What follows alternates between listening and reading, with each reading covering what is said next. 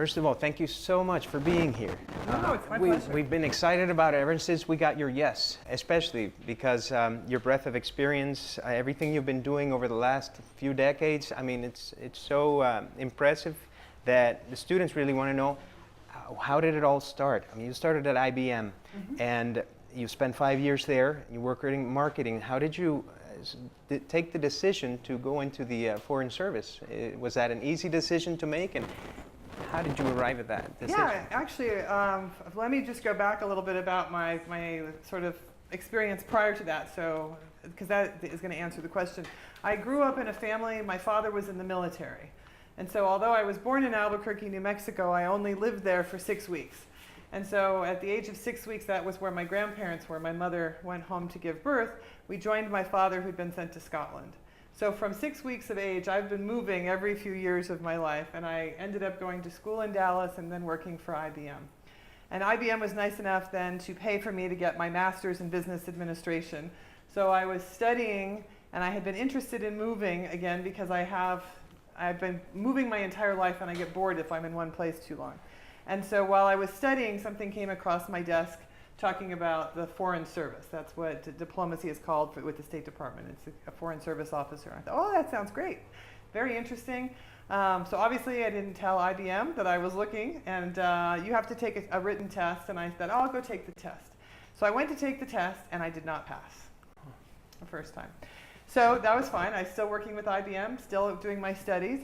I was working full-time and then studying nights and weekends. And so then I was still there the next year, and that paper came back across my desk again. The Foreign Service exam is coming up. And I thought, oh, I'm still interested. I'll go take the test the second time. And that time, I passed it. But I actually should say that it's not a big difference between marketing and diplomacy. So what is marketing?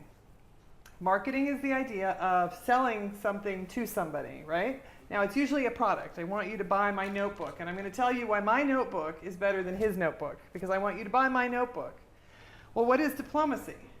Diplomacy is selling a policy, right? And it's the same sort of thing, because it's not something that happens in a vacuum. And no country is going to do something that's not in their best interest. And so the fundamentals of marketing are the same as the fundamentals of diplomacy, actually. If you're going to be successful in marketing, I need to understand what your needs are. You know, if you're looking to buy a notebook, you know, is my small notebook better than his big one? If you're looking for a big one, it's going to be hard to sell you my small one, right? So you have to take time to understand what the needs of your customer are. In diplomacy, I have to take time to understand the needs of the country that I'm working in. And so I can't just go into any country and say, I want you to do X because it's in the US national interest. Every country is going to say no. What you have to be able to say is, I want you to do X because it's in your interest to do so, and this is why. Because I understand this country and I understand what your interests are, and that's why you should be doing that. In other words, you have to get inside the other person's head to try to understand what their motives and the way they think in order to speak their language on their terms. Exactly, exactly. And so I find that marketing and diplomacy were almost exactly the same thing. I was just talking about two different things. And that surprised me, to be honest, when I first got involved in diplomacy.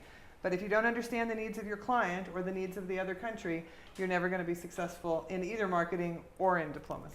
So what is it that you're selling now? Well, selling is probably the wrong word, but obviously with diplomacy, the job of a diplomat is to advance the interests of that country. So obviously as the U.S. ambassador, my job is to advance U.S. national interest. But you can't really do that working against the country that you're in. And so you do it by understanding the country that you're in and finding the places where there are synergies. So here in Nicaragua, we work in 3 areas. We work on prosperity, we work in security, and we work on democracy. These are 3 simple words that actually have a lot underneath them. Well, if you look at the U.S.-Nicaragua relationship, Nicaragua wants its people to be more prosperous. The United States also wants the same thing. It's easy for us to work in that area together. There are synergies. Our interests are the same. In the security space, the United States does not want to see drugs or migrants flowing through Nicaragua. Nicaragua does not want to see drugs or migrants flowing through. We don't want to see the kind of violence that is challenging some of the other countries in the region. Nicaragua doesn't want to have that type of violence in the country. So our interests are aligned, and it's very easy to find a way to work together. Now, obviously, using the word democracy, this is where we have differences of opinion. And so this is the more challenging space to work in, because Nicaragua is going to consider its national interests perhaps to be something different than what the United States' national interest. But this is very common, and so given the history of U.S.-Nicaragua relations, everybody's always focused on the areas where we have disagreements, as though this is some highly unusual thing. But there's no country in the world where the U.S. view and that country's view are 100% in alignment. And so to me, this is completely normal. I've never in my career found a country that we're 100% in alignment on everything. Even our closest allies, if you look at the U.S. view and maybe the United Kingdom, for example, we're not in complete sync on everything. There are differences of opinion, and we have to be able to work through some of those opinions. And so this is sort of how we work together, and we find those areas of common interest. And then when there's not common interest, we have to work harder to find where there might be common interests. Awesome. So when you started your career in public service, did you foresee being here sitting with us one day? No. No. Did you think you were going to be ambassador of the United States one day? No, and actually, it wasn't something that I joined the Foreign Service. Some of my colleagues did. I'm going to be an ambassador one day. I never really joined that. Because I think one of the things that's important to do as you move through your career, there are many places where you come to sort of decision points in life. Some of them are professional decision points, some of them are personal decisions, and they all have an impact. And I always tried to make the decision that kept as many doors open for me. Because if you close a door and then later decide you want to go through it, it's very difficult to do that. And so I, on purpose, in both my personal life and my professional life, have tried to make choices that kept as many options on the table for me. And as it turned out, one of those options later on becoming an ambassador. And when that opportunity came up and the time was right, I decided to go ahead and explore that, and I'm lucky enough to be here. But I don't think anybody can really sit today and say, I'm going to for sure be this in 20 years, because there are many things that come up. Before coming to Nicaragua, one of your roles was in the border of Mexican, the border. You can bring the water over. Yes. Thank you so much. She's trying very nicely to figure out how to get the water over here. Thank you, Ambassador. Thank you. Oh, wow. We don't get this every day, Ambassador. Thank you, Katia. You worked in a very conflict-focused area. It was dealing with different government departments to try and get an agenda forward that was probably a very challenging place to be in at the moment. How does that compare, or what were some of the challenges you lived then that you see are still similar today? Mm-hmm. Well, working in every country as you go through a career in diplomacy is different. Just because every country is different, the relationship with the United States is different. To be honest, the world is different. If you had gone back 20 years, the subject of global terrorism, for example, wasn't necessarily at the top of the pile as it is today. And so it varies from place to place. And the kinds of relationships you have in different countries also vary. The United States relationship with Mexico is probably one of our largest and one of our deepest relationships. It affects everybody in the United States every single day. They may not understand that, but it absolutely does. We have a huge trading relationship. It's $500 billion. There was more than $1 million of trade crossing the border with the United States every minute. So we've been talking for 10 minutes, and that's already $10 million worth of trade that will have gone back and forth across the U.S.-Mexico border. So that requires a lot of coordination and balancing out of different sorts of needs. And you have to work with any country with a great deal of respect. I mean, we're all sovereign nations. We're all equal in that context, and you have to be able to address the challenges. Now, the United States will bring our interests and our needs to the table, and in this case, Mexico would come with their interests and their needs to the table, and we need to find ways to work together. Hopefully, where we can make things not just better for the United States and the people of the United States, but clearly this is a two-way street, and it has to be something that works well with Mexico and the Mexican citizens as well. And so it's important to be able to be based in those countries to understand what the needs are. It varies a lot. I can say, Mexicans are not the same as Egyptians. I've worked there. They're not the same as Turks. Every country is different, and all of those people are very different than Nicaraguans and the needs in Nicaragua. So you have to take a little time to understand the history of the country, the history of the relationship with the United States, and what U.S. objectives are, and then what the objectives are of the country that you're working in. And Mexico is a huge country. So it's like the United States in that sense. And there are huge differences between, the north, the middle, and the south, just as there are huge differences in the north, the middle, and the south in the United States. And so if you're talking to somebody from the north, their interests are different than a Mexican from southern Mexico, for example. So you can't really speak just, one set of needs.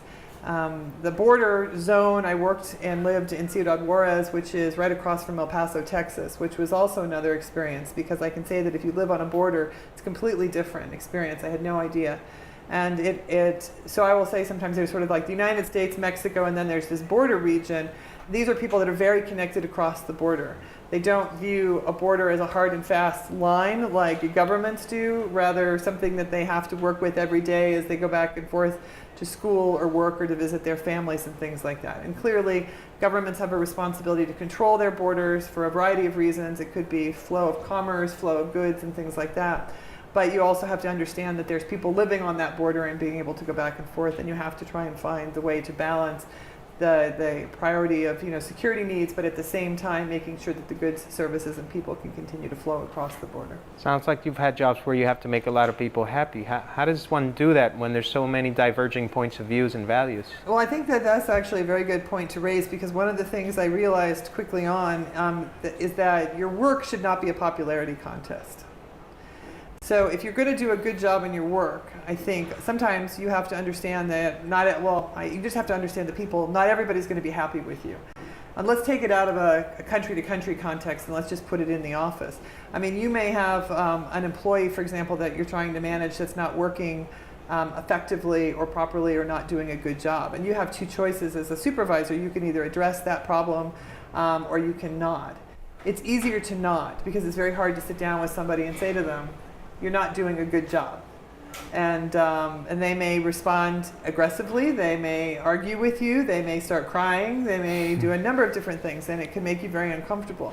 And so many times people will do everything in their power to avoid having that difficult conversation, which then creates other problems in the office. So I think that when you're looking at personal relationships, or whether you're looking at professional relationships, or you're working and looking at, in my case, sort of these government to government, country to country relationships, you have to prioritize sort of long-term thinking. I think you have to prioritize values, and I think you have to prioritize integrity. Because if you're trying to do for the common good, both in your office work or in country to country work, I think in the end things generally turn out okay. But sometimes you can't have everything, and if you could have everything, then it would be super duper easy, and you just can't have that. And so you have to sort of think through these things very, very carefully, and sometimes some needs are going to trump other needs. And how you communicate that, both in a diplomatic relationship or how you communicate that in a personal or professional relationship, becomes really important. So I think communication skills are an incredibly important fundamental skill to develop as you're moving along. While we're on that subject of leadership and how to get your team motivated and how to tell people things that may not be as easy to say, what advice can you give our students that are going to be leading different sectors in the future so that they can learn to work with people, motivate them, and also get the best out of everyone while placing them in the place where they're best? I think first of all is think about what you like when you are being supervised by somebody. Do you like somebody who treats you respectfully or treats you badly? And where do you work harder in that case? I think invariably if you're treating people well with respect and dignity, you're creating good conditions, but you also have to understand that everybody's a little different and they may be at different points in their own development. So you have to adjust your own sort of engagement with them based on where they are at this particular time. You may have somebody who is quite knowledgeable and experienced about something, so when you ask them to do something, you just need to give them a little tiny bit of information. I need you to go and develop a new camera. and off they go and you're done. And somebody else may be brand new and starting out, and you may need to explain that as you develop this, the first thing you need to do is develop, sort of a schedule and a plan, and then you need to develop a budget. They may not know that, and then if you don't take the time to tell them, and then you're sitting in your office thinking, okay, well, why aren't they developing this plan, and why aren't they developing this budget? They're clearly terrible employees. In fact, they may be great employees, but they're brand new and nobody sat them down and said, this is how you develop a plan and this is how you develop a budget. On the other hand, the person with a lot of experience would be crazy if you said, this is how you do this and bring it to me all the time and show it to me. They would think you were micromanaging them.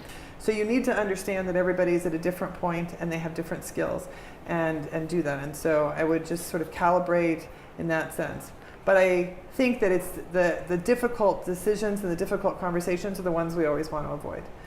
It makes people uncomfortable. It makes me uncomfortable, and I would much rather avoid those. But I've learned over time that that has a corroding effect on the organization, whatever the organization is. If you all are doing a project here together and you're in teams of 4 and 3 of you are working really hard and one is not doing anything and trying to ride on the other 3 that are doing all of the work, how does that make the 3 of you feel? And if there's a supervisor in charge of this, are you not sitting around thinking, why is that supervisor not doing something about this employee who's not doing anything? The 3 of us are having to do the work of 4 people because this person is not stepping up to the plate. Has a very corrosive effect, and if that goes on for a long time, your morale and your productivity are going to go down, saying, this is ridiculous, I'm not getting credit for this, and this is not fair, and I don't like this kind of environment, and you watch productivity go down. So if the supervisor has the nerve at the beginning, when they realize there's a problem, to sit down with the person who's the one not carrying the load and work on that, try and figure out why. Maybe they have a personal problem. And if everybody understood that there was a personal problem, I don't know, their mother is sick. Oh, well, that puts it in a whole different context, and I understand, and let us help you out into this difficult time. Versus, I'm just lazy, I really don't want to do this, and I know you guys are going to do a good job, and I just want to get credit for all of your work, and that's not a good environment. And so I think that step up to the plate early, address those challenges. Don't be afraid of those difficult conversations, and they don't get easier during life, and they don't get easier during your career. And so teach yourself as a skill how to do this early on. So you can do that now. I mean, that example that I just gave, if you're working on a project at school or here, and one of your teammates is not sort of carrying their load, figure out how to address that. And you can do that as a teammate. You don't have to be the supervisor, but don't be afraid to have that conversation and learn how to have that conversation and learn how to do it now. And it may go well and it may be terrible. And it doesn't really matter, because if it goes terrible, you're going to learn from that experience. Oh, they were really offended the way I said that. Maybe I shouldn't have used those words.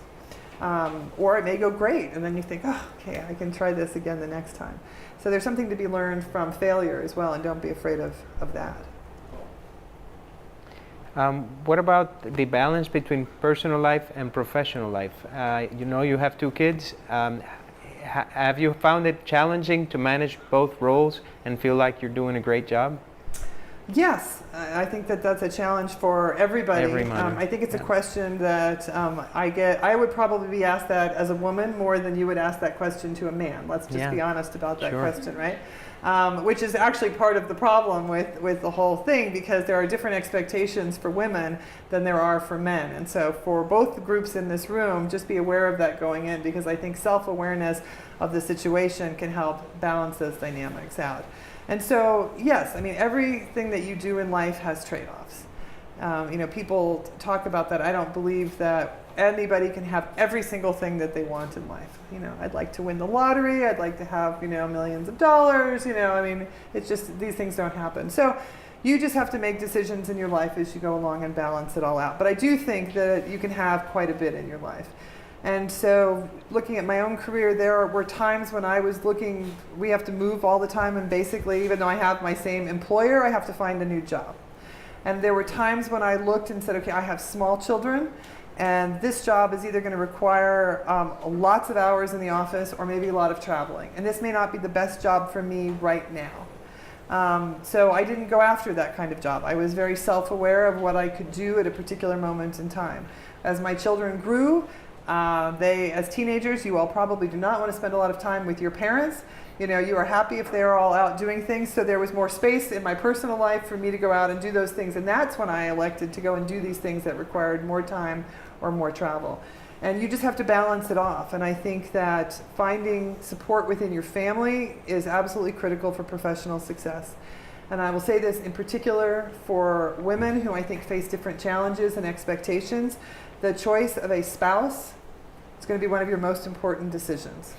And I was on a panel in Mexico City with, I guess it was a panel of successful women talking to women who were earlier in their careers. And somebody had asked this question, sort of, what's the key to success? And there were 4 amazing women who were CEOs of Fortune 500 companies ahead of me, and they had given these great answers. And I said, you know, I think the choice of a spouse, because if my spouse, as an example, had not been supportive of us moving all the time, and had not been willing to take on some of this, then it would have been impossible for me to do my job.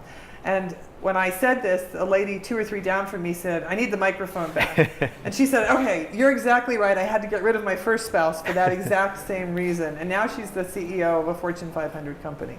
So think about these sorts of things as you move forward. Same thing for men, but I think it affects women perhaps a little bit differently. And these are, you know, there are different societal expectations or different family expectations. And so you can do it, but just think about these things very, very carefully as you move forward, because the decisions that you make today have longer term consequences that may not be so obvious. So is it like a team approach? Should we all be thinking about finding a spouse where we feel like we're both equals, and finding a way to always do things together?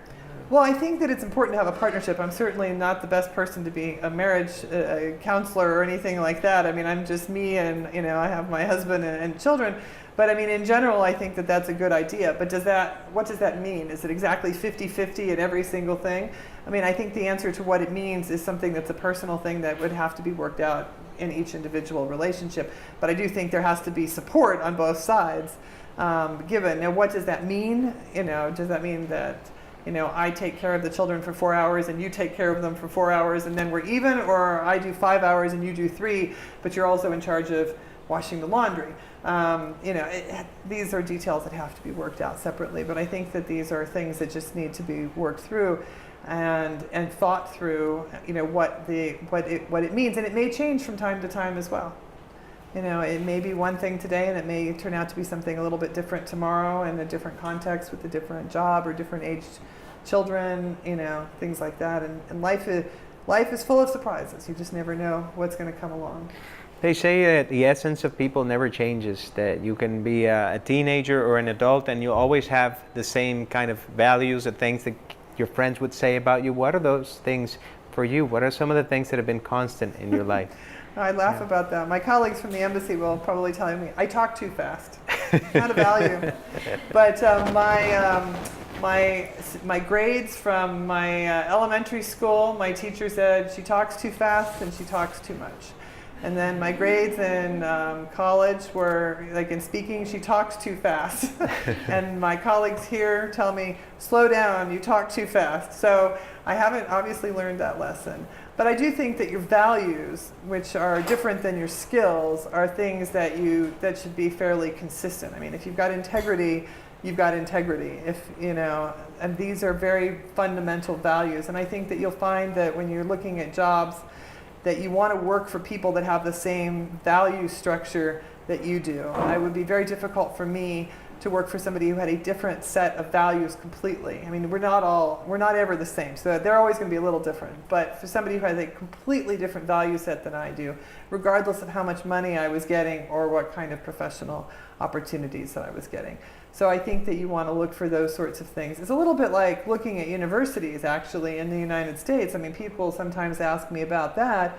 And in the United States, as you all know, there are many different kinds of universities. So it's not really only a matter of finding the right academic fit, but I actually think that the atmosphere on campus is a really important component of this, and finding the place that you feel comfortable. And part of that, as I traveled, I have 2 children who are both, one is 19, one is 20. And so we had to visit a lot of different schools, and right away, sometimes they would say, this just doesn't feel like the right place for me for whatever reason, right? Like the way the campus values were set up or their focus didn't really match. And in other places, it was a very fast match. Even though the academic programs in both were good in the things that they were interested in, one was a better fit. And I think you'll find that with employers. You know, just because somebody wants to give you a job doesn't mean you should take the job. Think about what that means. Is that the kind of company that you want to be working for? Does the company value set match yours? Does your supervisor's values match? Is the corporate value set sort of the same?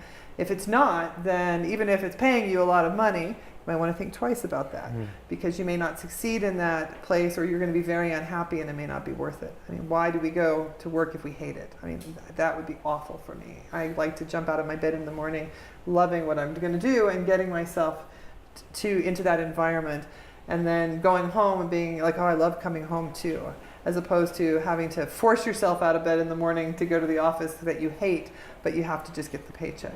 So you love your job?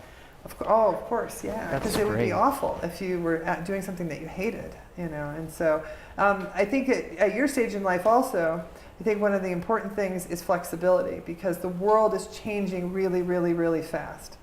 And so what you're going to probably be doing the day you graduate and what you're going to be doing 5 years after you graduate are probably dramatically different in ways that we don't even understand today. So the challenge for all of you is, how do you get a skill set, and how do you position yourself to be able to adapt to all of this change, which is going to continue to come, which is different than probably what your parents experienced when they were doing that. And they may not understand at all what you're talking about. And so when I've been talking to my children about what to study, you know, I've been encouraging them that their fundamental skill at this point is to learn how to learn. Because you're going to start with a company, and then in 5 years, there's going to be something else that you need to be doing. Maybe within that same company, maybe not. But if you don't know how to keep learning, you're ultimately going to become obsolete, because things are changing so fast. And so build some of those core skills and think about the areas that you're getting into and how you're going to apply those core skills. Because I think that this is a new and dramatic sort of competitive global workspace that everybody's going to be facing. Work can go anywhere in the world now. Like, it's going to go to the person who can do it best, who can do it with the least cost. And if that is not you, it will go someplace else, you know, right away. And then they may want a different thing the next day. And how do you prepare yourself for that? And so it's going to be a real challenge. And so as you move forward, a lot of you are in different spots. Some still in high school, some at university, some doing master's degrees. Think about that. How are you going to respond to all the changes that are coming in the industries that you want to get into? And how do you build that flexibility into yourself? Fortunately, in my job, flexibility and change is sort of part of it. I have to change countries every couple of years. And so that's a core skill that my children, just by the nature of the fact that I've dragged them along, have already kind of developed. But for those of you that have lived in the same place, going to the same school for the next, for the last however many years, and now you're going to be facing a world where change is coming fast, how do you make yourselves more comfortable with that? And the vast majority of the people in the United States struggle with that as well. This concept of change makes people very uncomfortable. And so how do you build that resilience into yourself at this point in your life that will help you, I think, as things move forward? On that subject, I remember seeing a TED Talk the other day where an expert scientist said that our kids are learning so much in one day, that the information they get in one day is more than we used to get 2 generations ago in an entire year. And so that our brains, since they're so malleable, they're evolving, and that our grandchildren may not be the same species that we are.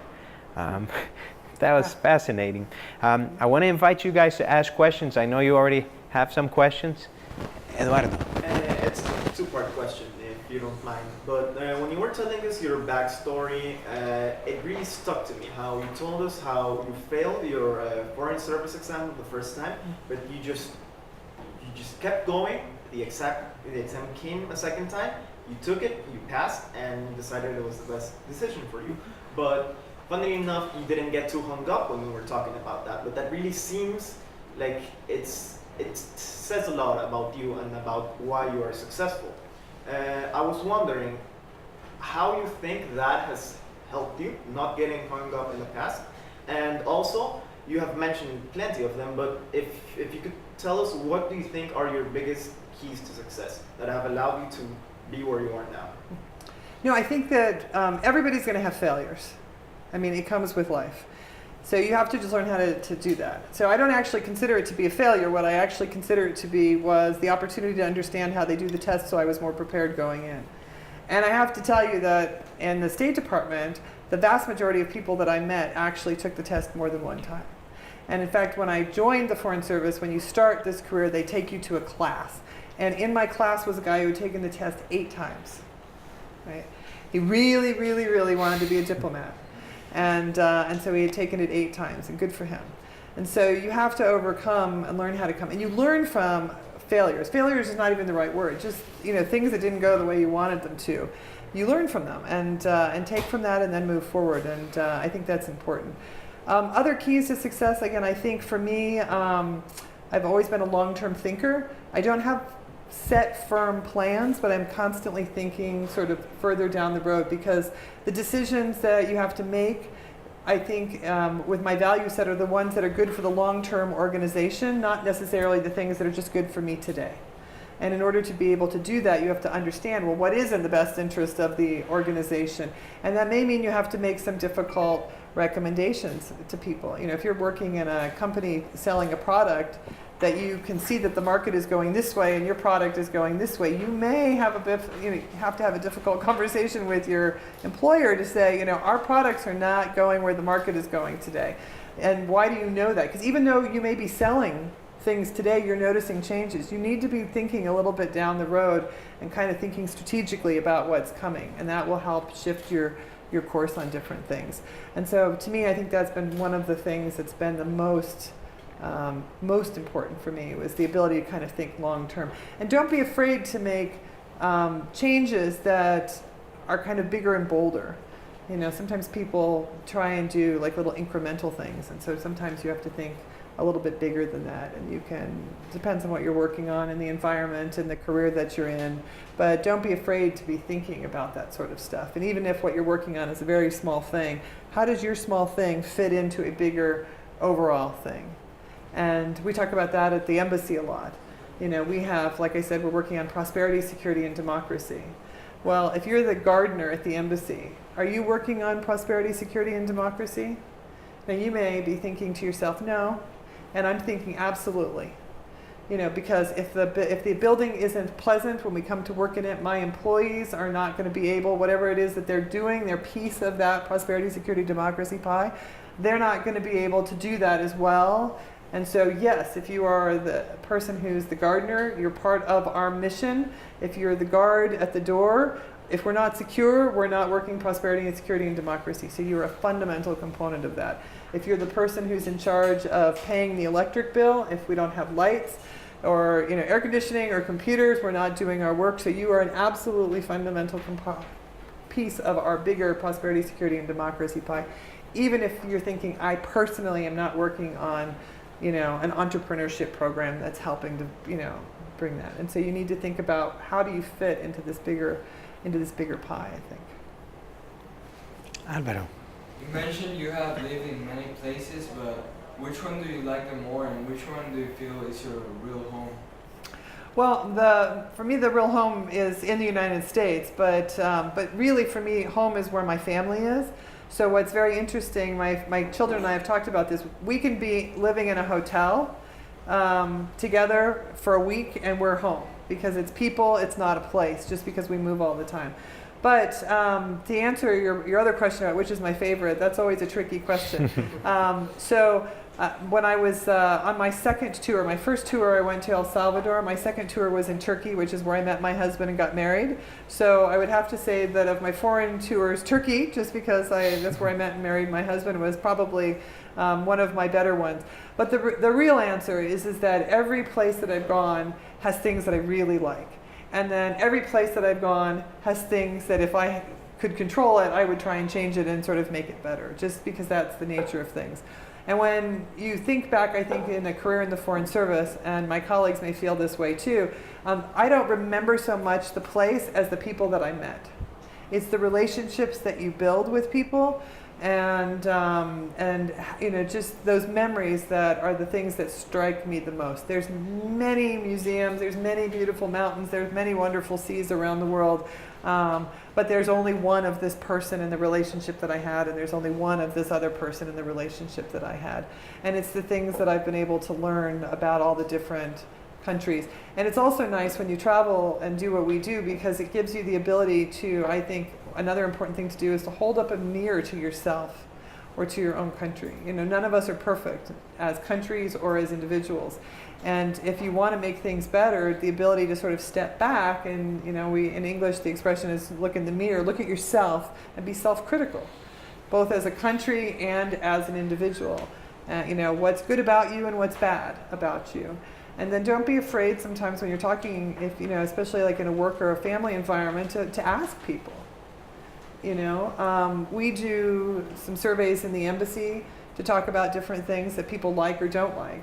And sometimes I can identify that some of the things that they don't like are things that I'm doing. And so then it's up to me I can either say, well, I'm the boss, so too bad, we're going to do it my way or no way. But in fact, I think the better thing to do is to say, you know, really my job is to make sure the employees can be as effective as possible. So if they don't like the fact that I'm, you know, emailing at night, I'm going to try and stop emailing at night. You know, it's no big deal. So don't be afraid to take those things as you go around to, you know, to sort of hold up that mirror. I have a question. Speaking of your diplomatic career, what's the most difficult experience you've had?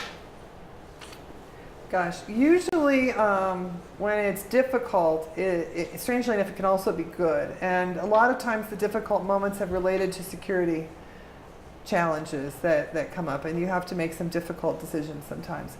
I was in Turkey when the Iraq War was getting ready to start, for example, and at the time we did not know if the Iraqis had missiles that they were going to fire into Turkey, and we also were not sure what might be on that missile if it came in. Would it be something like a disease, because there was concern about them being able to launch missiles? And so the question then becomes, primarily in a case like that, do you leave your family with you, or do you send them someplace away?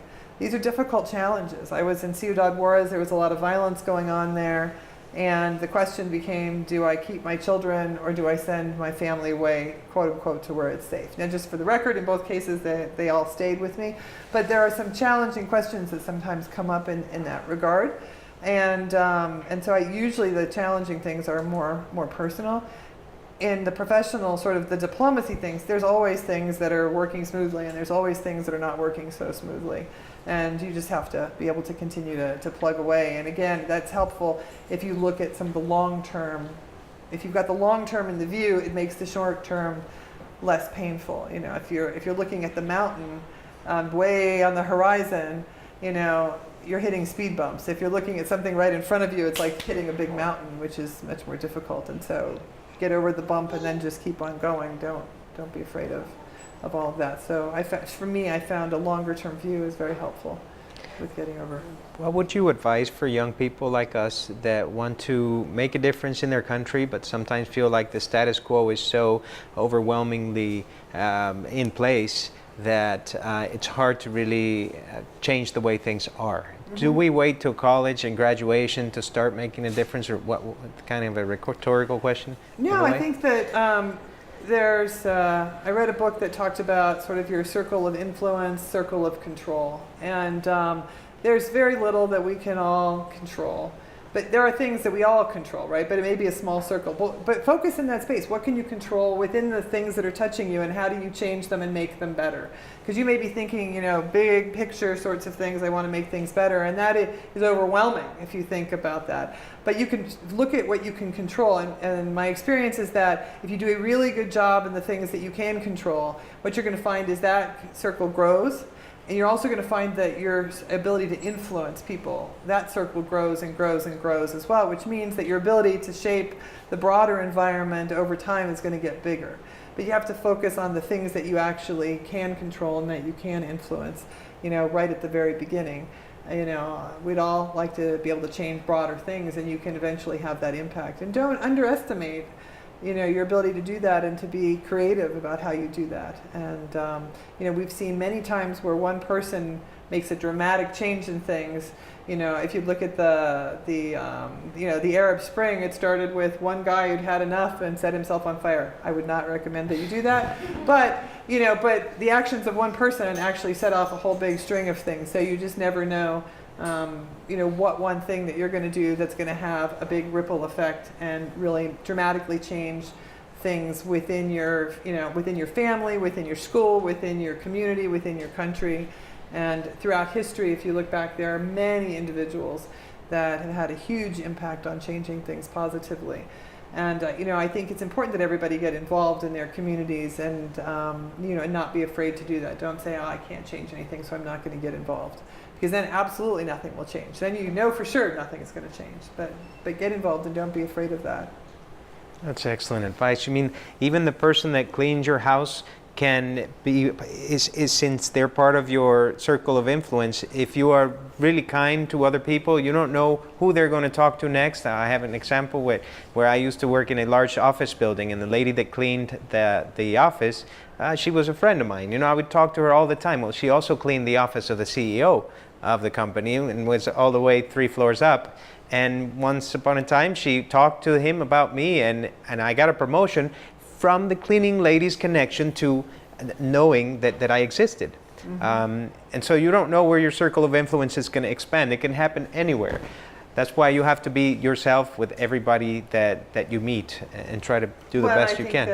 Do the best that you can and just treat everybody the way that you would really want to be treated, with dignity. Put yourself in the shoes of the other person. If you were the cleaning person, how would you want to be treated? If you were the CEO, how would you want to be treated? It doesn't really make any difference. I think everybody's role is very, very valuable. People just have different, things that they've had an opportunity to do in life, and so they end up, doing one particular type of work, and it's all valuable work. Mm. Questions, Alexia?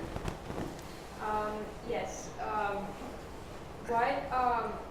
How does Education USA work in terms of international students, and have you heard of any Nicaraguans getting help from Education USA to go study in colleges or universities in the U.S.? Mm-hmm.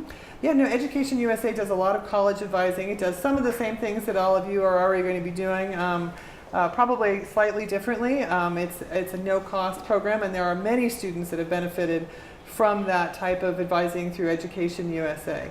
And so they can help you find scholarships in the United States sometimes. There's a wealth of information there. And so I would encourage you to continue obviously working with this program, but also explore, because good ideas are not only in one place. Mm-hmm. And part of this in life is building out your network and your knowledge. And so I am constantly seeking to build my network and my knowledge out. On Facebook, this is a completely different example, but on Facebook, for example, I on purpose go out and try and get websites that I'm linking to, that I'm following, for things that I don't agree with. Well, why do I do that? I need to understand. I need to be broad. I do not need to be narrow, right? And so let me on purpose go out and seek opposing views. And sometimes it makes me crazy when I'm looking at something. I don't agree with that at all. But it doesn't matter. I need to know, because somebody does agree with that, and I need to know about that. I'm very interested in technology, and so I on purpose have gone out and I have sought things that put technology things into my Facebook feed, for example. Even though I'm older, I have intentionally gone out and added groups on Facebook that are directly targeting people your age.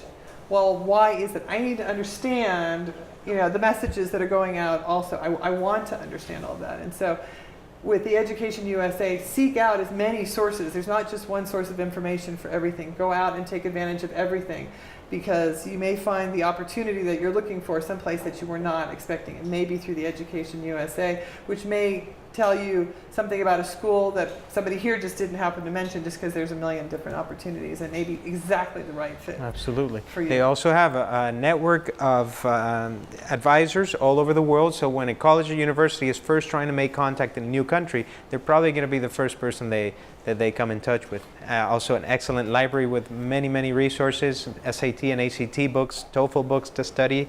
If you guys haven't gone already to CCNN, I really recommend you go check it out, because there's a lot happening there too. Well, there's also Yeah. good cultural. I mean, part of that, they obviously do education advising, they do English language training, and they do a lot of cultural activities, because it's important to understand not just a language, but a culture.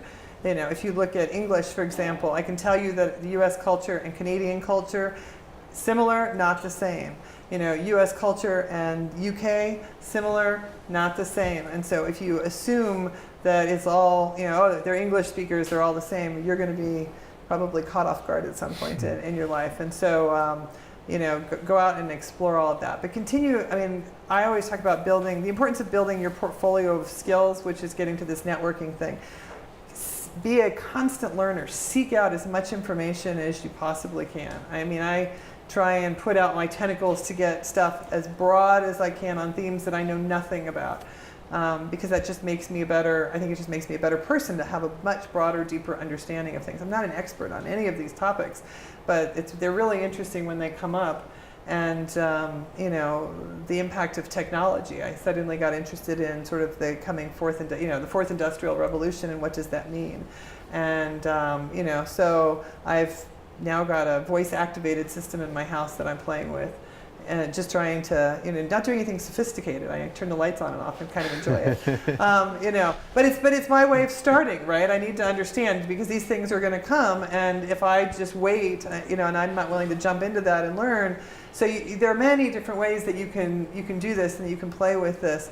And I think, like I said before, and I really, really think this is important, your ability to be constant life learners is going to be absolutely critical in this world. Not necessarily the ability to put everything in your head and have it all memorized, because it's all going to be available at your fingertips. But you need to know that it's all out there, and what are these global trends that are shaping the world. Because if I have only one criticism of Nicaragua, it's that Nicaragua tends to be a little bit inward looking. And then that's great, and it's a wonderful country with families that are close-knit and, you know, successful businesses. But there's a whole world out there that's changing much faster than what's changing here inside of Nicaragua. And so one of my concerns is that Nicaragua and Nicaraguans could be left a little bit behind, just because the pace of change is not necessarily picking up here, even though it's going on in other places around the world. And so as, you know, students that are just at that moment in your life where you're sort of launching out into the future, you know, think about that, and how do you bring that speed of change here to Nicaragua in a way that makes people a little bit more comfortable.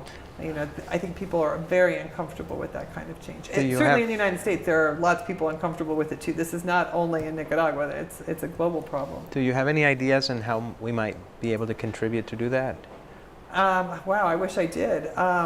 No, I mean, I just think that it gets back to demonstrating that change is not a bad thing, and so you just have to be able to sort of live it. And sometimes, like I said, you know, trying to show my husband that voice-activated computer systems are okay because I put one in the bedroom, and now he can turn the light on and off without having to roll over. So, you know, find a way to do it. There's creative ways to do this, and so you can figure out how to do it. But I think again, what can you control? You can control yourself. So are you all building, you know, change into something that makes you comfortable?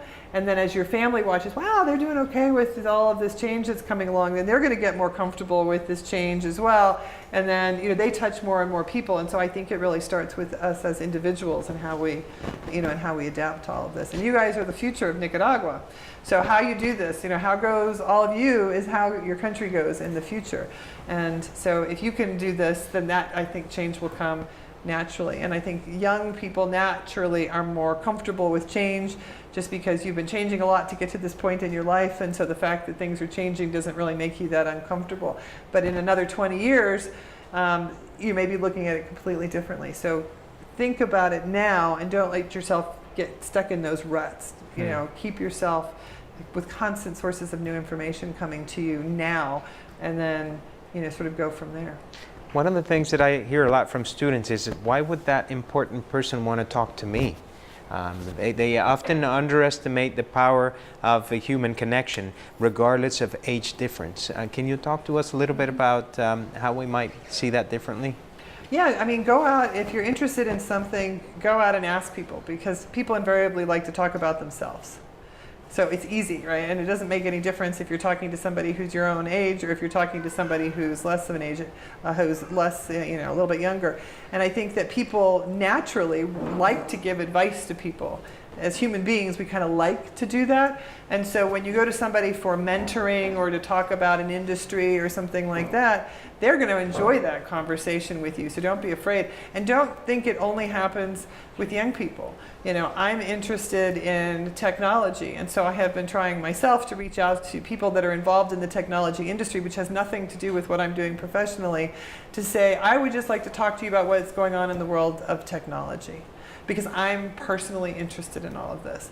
And they're like, oh, I'm happy to talk to you about all of this. And so you'll be surprised. I don't think you're going to have that much difficulty. And again, don't ever underestimate how you get to that person. Don't think if you reach out. I mean, I just saw in the United States that a high school student placed a phone call to the US Secretary of Defense. And he gave them one of the best interviews. It was a high school journalist. Do it. Now think about that. All these global journalists are dying to have an interview with this guy, and a high school student got him on the telephone and got a great interview out of him. And he may have on purpose said, I'm going to go ahead and talk to this student who had the nerve, to give me a call and to do all of that. So don't be afraid of that sort of stuff. And also don't feel like you've failed if you try and get to that person and they send you to this person. Go have a conversation with that person, because they will give you information, even if that person didn't have time to talk to you or the desire to talk to you. And you know what? If that conversation goes really well, you may then hear again from that same person saying, I went ahead and talked to that student and they had great questions and they're really interested, and I think it would be, a good thing for you to talk to them, because I think that, both of you would get stuff out of it.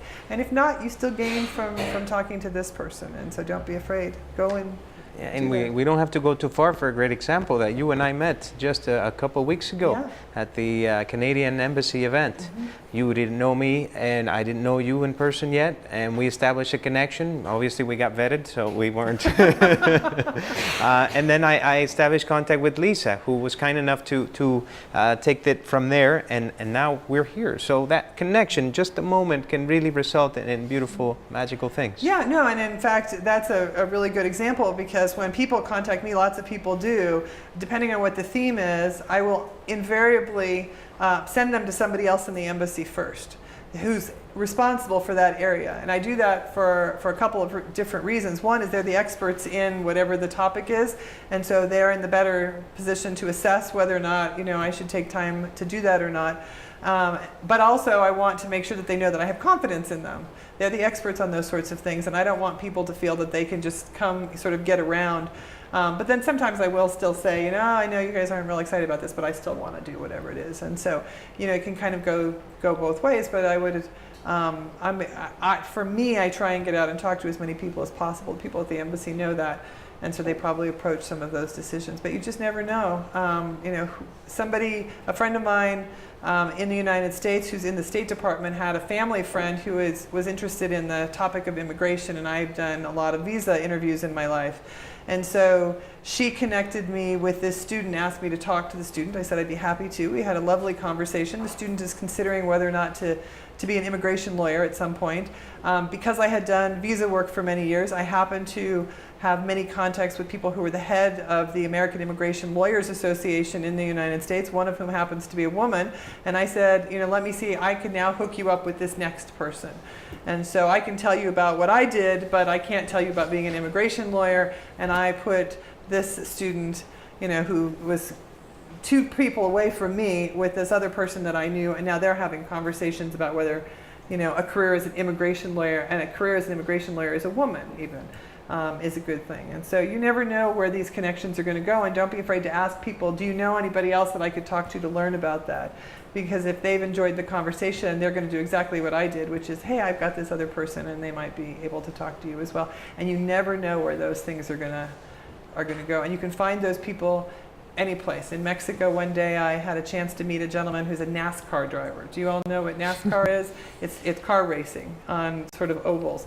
And so I didn't know anything at all about this gentleman. I was meeting him professionally. He came in to see me. We had a marvelous conversation. He's a very interesting person.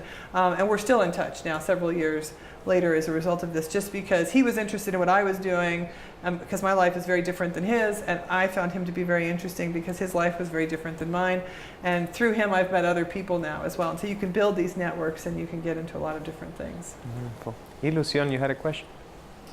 How can you keep all your opportunities in the table and not to close doors? Because, you know, sometimes you have to close doors, but always have, I don't know, many options and chances at the same time, not closing them, but I don't know, seeing them as a whole and trying like to choose the best. Yeah, well, let me just put this in a career context, for example. In the State Department, we have the option to go deeply into one particular area, or you can be a bit more broad in your expertise. Well, to be an ambassador, you need to be able to talk about a broad variety of different things. You have to be broad in your knowledge of things. So if early in my career, like I said, I did a lot of visa interviews. If I had made the decision that I'm going to do visa interviews at my first post, and then I'm going to do visa interviews at my second post, and then I'm going to do visa interviews at my third post and at my fourth post, when it came time, when I finally said, you know, there's no more visa sections for me to work in, I've done the biggest ones, what's next? Oh, I think I'd like to go out and be an ambassador. My ability to get the job as an ambassador probably would have been zero, because they would have said, she's really good at doing visa interviews, but I don't know about whether she can do policy, economics, public affairs, is she comfortable with the media and things like that. So on purpose, another piece of advice I would give for you all when looking for jobs is look for jobs that make you uncomfortable. Look for jobs that make you uncomfortable. Now you're thinking, why is she saying that? Because that means you're going to have to learn. Right? You don't know how to do that job right away. You're not the expert. So if, you know, I did the visa work, when it came time for me to do something else, I could maybe say, well, maybe I'll go do media work. I don't know anything at all about media work. It makes me really uncomfortable to do that. But I'm going to need to maybe do that at some point in my life. So let me put myself in this uncomfortable situation and go deal with the media. Okay, now I understand. Now I'm comfortable. I got the media. I can do visa interviews. But I'm really not comfortable writing reports on economic situations. So I'm going to find a job that puts me writing reports about global economics, so that in the end, when it came time to be ready to compete for a job as ambassador, I was able to say, I can do all of these broad skill sets. I did not make the decision early in my career that shut that door. And I have some of my colleagues that do. And so whatever you're doing within your career path, there's going to be similar sorts of things. Let's take Secretary Tillerson, for example. I mean, he was a petroleum engineer. Clearly that was his thing. But he obviously made choices during his career with ExxonMobil to get out of what I will call direct petroleum engineering, and he clearly moved into other aspects of the business. And at some point he became CEO of a global, energy company. And so he clearly made the same types of decisions during his career, obviously more successfully than I have, but he made those same choices to go out and broaden himself and build his portfolio of skills in different areas. And so as you go through whatever it is that you're interested in, think about how you would do that in the area that you're working in. How do you build those broad skills so that you keep these doors open that we were talking about, and that when the opportunities come later, you may say, I have no interest in being the CEO of Exxon. I really like to do this other thing. And that's okay too, but just understand what these different decisions are, and stop and think about them as you go, and try and continue to push yourself. And the way you push yourself for me is to find things to do that make you uncomfortable. And then when you've been in it for a little while, you're going to be comfortable, and you can say, okay, now I know that, and I'm going to move on to the next thing that makes me uncomfortable, and then the next thing that makes me uncomfortable. Because that's how we grow, I think, as human beings. We're 10 minutes from the end of the session. We want to be respectful of your time. But we have questions from Lincoln, and then Maria Laura, and Alexia. I noticed you've been mentioning a lot about entrepreneurship and taking big leaps, whether or not that means closing a door or not. All the students before this class were actually presenting about entrepreneurial ventures they'd like to implement in Nicaragua. So I was wondering if you had any examples of some time in your life, other than the time you told us about the like when he had to make a decision, there would be a leap on whether that was a good idea at the end or not. What the government did. Yeah, it doesn't actually really matter if it's a good idea or not. I would still say take the leap, because you're never going to know if it was a good idea until you try it. And even if it doesn't succeed, you still gain from that experience, because you either learned that you need to go learn something else before you try this again, or maybe your idea was before its time or after its time. There's a lot of different things. So don't be afraid of failure. Don't be afraid of failure, because that is how things move ahead. There's nobody, you look at the Bill Gates who started Microsoft, you look at Mark Zuckerberg who started Facebook. I mean, a lot of these people, Elon Musk, who's now famous with SpaceX, PayPal. I mean, but we only talk about their successes. They had failures too, right? And in this entrepreneurship space, I've had the chance to be a judge on a couple of entrepreneurship competitions. And what I learned from that experience is that when we're judging entrepreneurs, we're not judging products or even business plans. What you're judging is the person. Because if you have a good person with the right skill set, the right motivation, they are going to be successful ultimately. But you can have the greatest product in the world with the wrong person, and they're not going to be successful. And so that was surprising to me when I sort of got in, and these different organizations give you these score sheets to use, and I was like, well, it seems so odd to me that 70% of this is on the individual and only 30% was actually focused on the business. And that's why. It's because it's all about the individual and less about that. The people who put money in with Mark Zuckerberg probably never expected the Facebook of today. That's not how he started. The product that exists today was not the product. People invested in him. They did not invest in whatever his product was. And so don't be afraid to get in there. And I can't come up with a particular example because I've got millions of times when I've failed at different things, and that's okay. But then just go back and learn from that experience, and then you can build off of all of that. And some failures are more dramatic and sort of feel worse than others. Some are small failures, some are bigger failures, but it doesn't matter. What's the worst thing that's going to happen to you? As long as it doesn't kill you, as far as I'm concerned, you can recover from it and move forward. And so give it a try. Don't be afraid of it. And you never know. Well, I would really like to say that this conversation has been very inspiring for me, and I think from a lot of us. And I'm really interested to know, is it because of you have lived in a lot of places that you have this way of thinking about being abroad? Well, probably in part just because I grew up moving all the time. And so even if I was in the United States, I was in different parts of the United States. And so I value the differences in people and the things that I gain from being exposed to all of those differences, because I don't view them as scary or bad or wrong. They're just different. And in fact, maybe I can benefit and learn and get better, because like I said, good ideas don't come from one country. They don't come from one individual. They come from all over the place. And then it's also valuable, like I said, to have the ability to hold up a mirror and see yourself and see your own country and be a little bit self-critical in that regard, because again, nobody's perfect, no country is perfect, and we can all do that. But I also think it just comes from inside. Like I said, I'm always a person that's looking at the long perspective. I do that in my own individual life. I buy life insurance because I'm thinking about the future. I'm not afraid to talk about the fact that, yes, I too, like everybody else, will die someday. And a lot of people, I can't talk about that. So think long term about these sorts of things, and then it makes for me, it makes a lot of this other stuff, like I said, small bumps as opposed to big, crises. I feel like I've hit a speed bump on the road rather than crashing into the side of a mountain, because I've got my eyes down the road, and so it's just a little bump that I'm going through. And then the smooth sailing it feels good too. You mentioned before that we should always try to work with or for people who have our same set of values.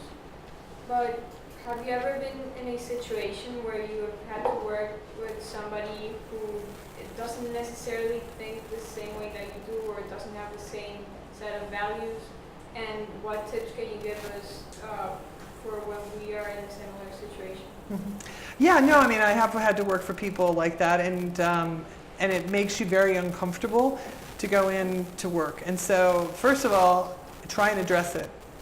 This gets back to don't be afraid of difficult conversations.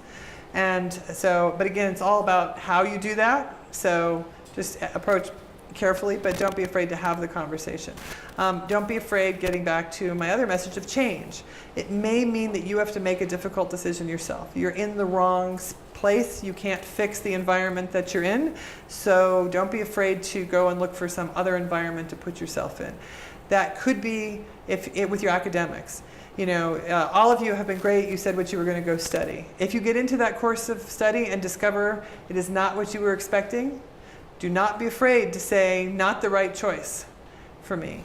I was absolutely certain when I went to college that I would be studying political science, international relations, and my father talked me into taking some business courses. I ended up getting a degree in business and political science, right, because of that, and I really liked both sides. And then I went to work for the private sector. I was 100% certain I would spend my entire career in the private sector.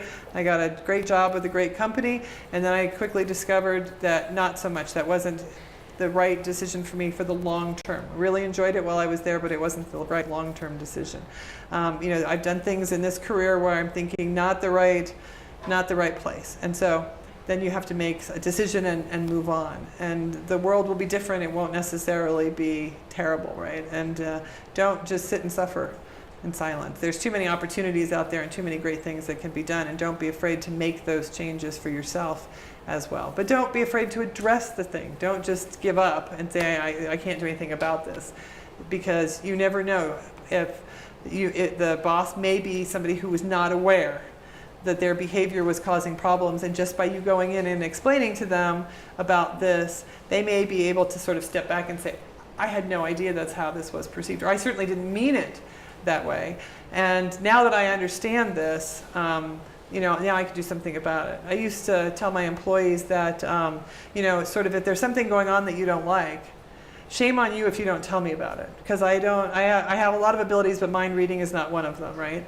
Shame on me if once I know about it, I don't do something about it. I may not be able to fix it. It may not be something that's within my ability to do that.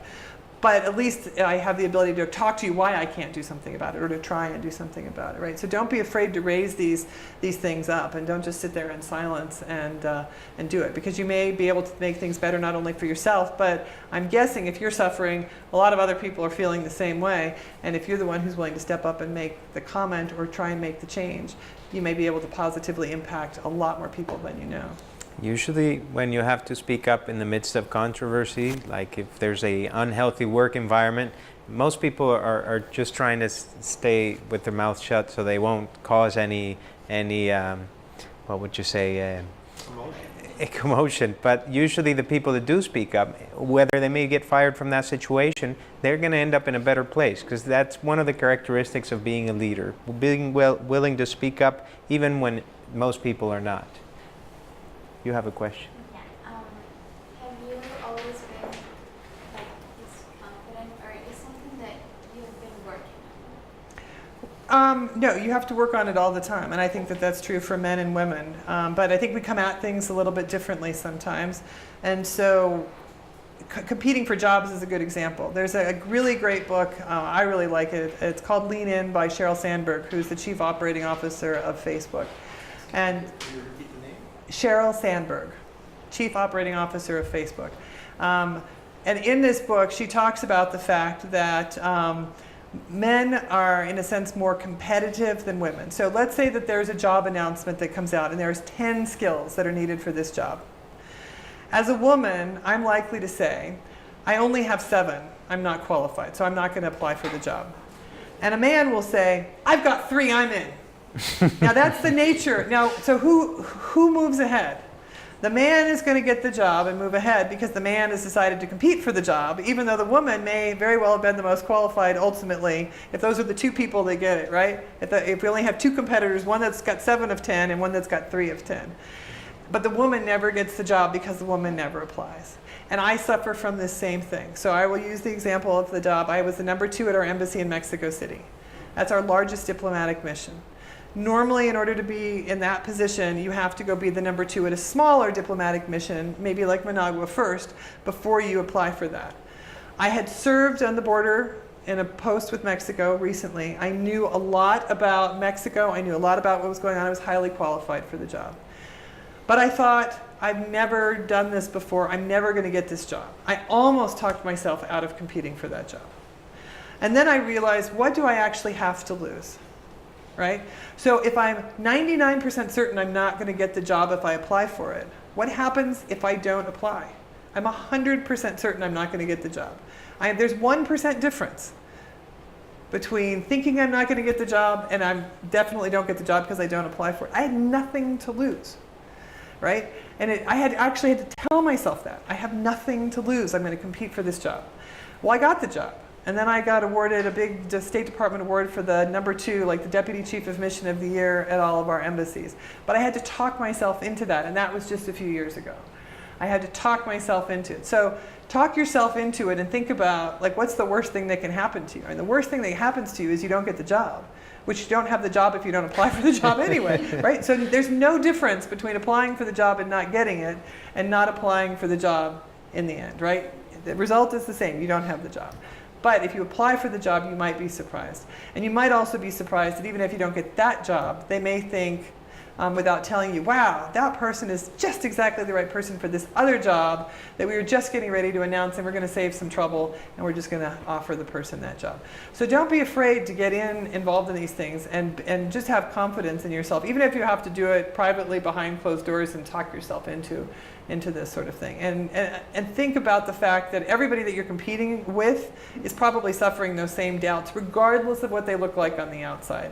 Because doubts are internal doubts almost all the time. And so it's your internal voice telling you, I shouldn't apply for this, I can't do it, I'm not going to be competitive.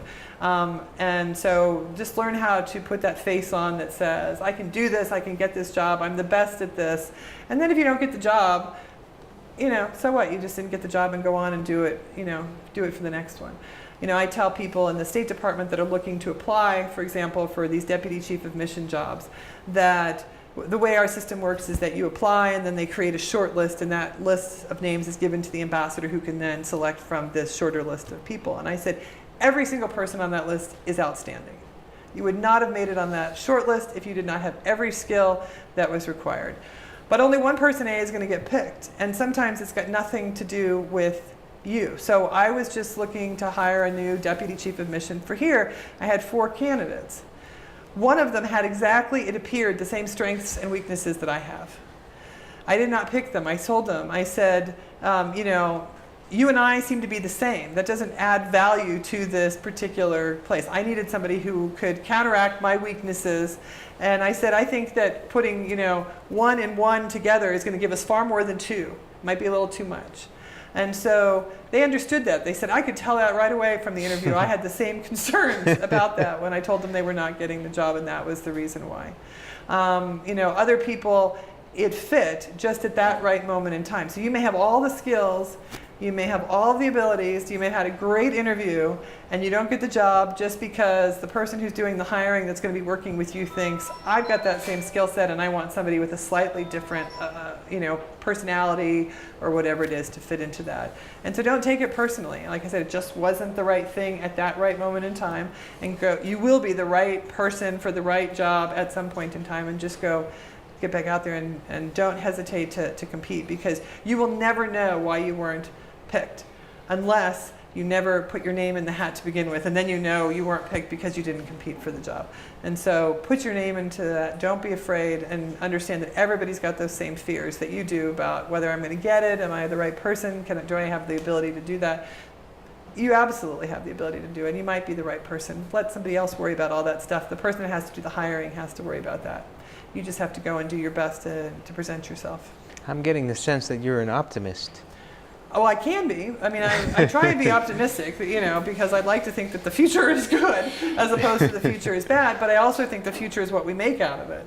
And so I'm not optimistic in the sense that if we just sit around by luck, all great things are going to happen. I think it takes all of us focusing on the future, trying to make things better, not just for ourselves, but I think thinking broadly, again, big picture, you know, how do I make things better for my family? How do I make things better for my community? Not just how do I make things better for me? Because I may make things better for me by doing things that are not good for the broader community. I think we're rewarded for those things when we think big and we think, and that's probably, you're talking to somebody, remember, who's in the foreign service. This service component is a really important part of my life. And so by doing that, I mean, I think that if I do things that are good for everybody, by default, it's going to kind of be good for me as well. And so far in my career and in my personal life, that's worked out to be that way. But not to say that I'm not selfish at times and I don't do things that are just because I want to do them. I mean, of course we do. I'm not perfect. Can we close on that subject of service? Can you talk to us about how important it is for each one of us to make our contribution? You see serve on the column here, and that's one of our core principles. Why should we donate our time to a cause that doesn't directly benefit us in that specific moment? I think that everybody should be doing it. I mean, there's different ways to serve. I don't donate my time. I work. I get paid for my service, but I had many options of what I did with my career, and I decided to do something that served my country. I represent my country. Sometimes it's difficult, sometimes it's dangerous, and that's how I've chosen to serve. So there are many, service comes, I think, in many different ways. You may not have the opportunity to serve in the way that I do in terms of service to my country or to your country, but there are ways that you can do it by finding organizations and helping people, because I think everybody needs a hand up and it's our responsibility. And I think that if we don't do it, who's going to do it? And if it were you in that situation, would you not want somebody to stop and give you a hand, right? And if you're not willing to help somebody else, why would you expect that somebody else would be able to do the same thing? And I think that we influence the environment that we live in by our own actions. And if we're not willing to try and make things better through service, then nobody else is going to do that either. And I don't think that, and that's, you know, this gets back to your circle of control. You can control the things that you're working on and increase your circle of influence, and do that and take advantage of that. And as young people, you may think right now that this is very small, you know, what you can do, and that may feel that way, but that will continue to grow over time. And the bigger your circle of influence, the more people you're touching, and thus that circle just continues to grow and grow and grow and grow. And there's many examples of people having a dramatic impact in lives. And you don't have to change the world, change one life. That's all you need to do. And that you never know whose life you're going to change.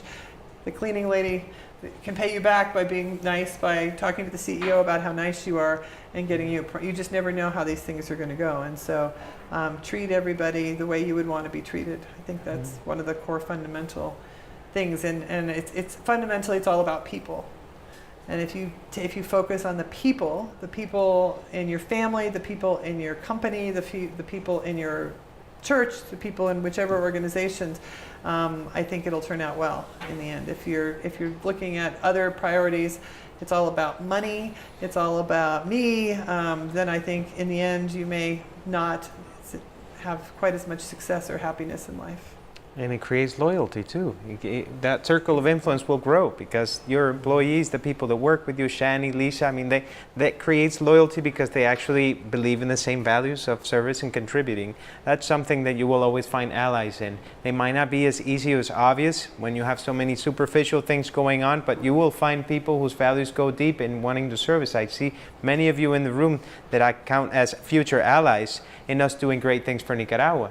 So let's not forget about the importance of serving together as a community.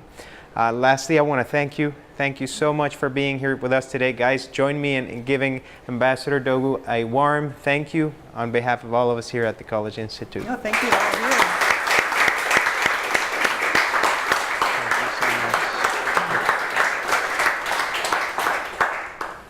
So no, well, let me say thank you. Actually, well, it's really nice to be able to talk in English, which I usually have to do in Spanish. So, but I really enjoy coming out and talking to young people. It's obvious that you all are very focused, sort of as I was, on the longer term future, or you wouldn't be in a program like this to begin with. You're planning ahead for what you want to do, and you're making sure that you're prepared for that, and you're seeking those resources and the support networks to help you be set up for success, whatever that is in your particular life. And there's obviously lots of different interests here in the room, and hopefully you go and you you get your education, and then you figure out how you want to put that to work to benefit not just yourself and your families, but your countries. And there's many different ways to do that. And all of you, in 20 or 30 years, somebody will take the time to sort of sit down and look at what you all decided to do. And I'm fairly certain it will be in very different ways than any of you expect today, based on what your education is and your families and your interests and things like that. And it's an exciting time. So good luck with all of your future studies, and good luck with all your future career choices. It's an exciting time in your life. Wonderful. So we have lunch ready, you guys. Don't be shy. The lunch is served over there in the classroom. If anybody wants to stick around and ask, would you have time to stay with us to lunch? I can stay for a few minutes, yeah. This has been great.